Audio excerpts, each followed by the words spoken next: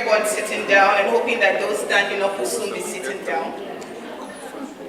But it's that time of the day where you hope that lunch hasn't kicked in too much and everybody's still ready to pick one or two things. So this was supposed to be very interactive, but we're short of time, so I'm going to just need you to answer as quickly as possible when I do direct questions to you. So good afternoon, everyone. So we're going to be talking about building a culture of patient safety from theory to practice. So within this, the objectives will be to give a background on patient safety, how we started, using a case study, understand organizational accidents through the lens of the switch cheese model, and review some system fixes that can what are the few practical things that you can do in your facility to promote patient safety, and then tips to starting your patient safety journey if you haven't already started. So again, I know we asked the different roles in the room. Now I want to ask a question. How many people in the room are leaders at different levels? Whether a departmental leader, you have a group of people you're overseeing. At each time, what should have been a red flag happened. But they said, yeah, but you know how people can do sometimes. It's probably okay, maybe someone just forgot. It's a normal thing, they don't normally write. You know, documentation is poor. Another nurse said, whose patient is this? Ah, Dr. T. Please hurry and take the patient down. I don't want any wahala. In fact, when this incident was analyzed, they found at least 17 different errors.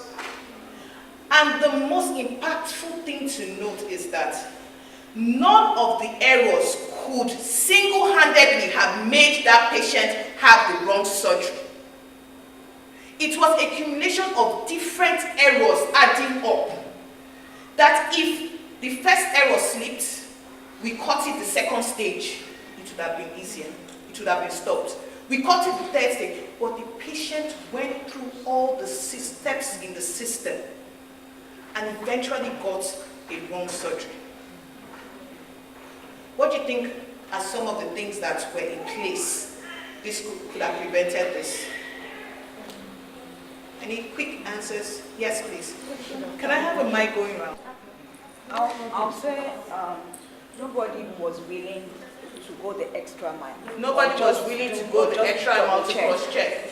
Yes. They all saw something. They all saw something wrong. Refused to speak up.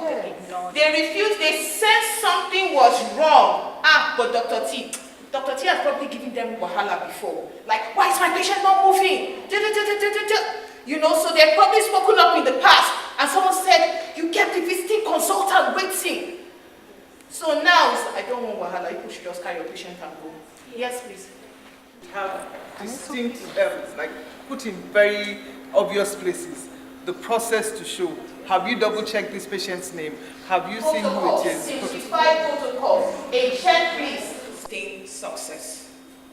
So, all these things you have to do in an environment of psychological safety where people can speak up, and a just culture. That is, you don't have a blame culture, but you have professional accountability. So, in summary, this is very pressed for time. The switch cheese model helps us in analyzing adverse effects by moving the focus away from individual acts and towards layers of protection. Those are the different cheeses that may need to be strengthened. While this lens promotes no blame approach, a just culture, there are unusual times in which blame and accountability is appropriate. Do you agree? Yes. Do not disrupt your organization. Use a quality improvement methodology when introducing changes. Then, you can never be patient-centered or doing a patient initiative when the patients are not involved. It is not about me without me. Involve patients on your teams. Involve their families. There are ideas and feedback they can give you that from now to tomorrow you will never think of.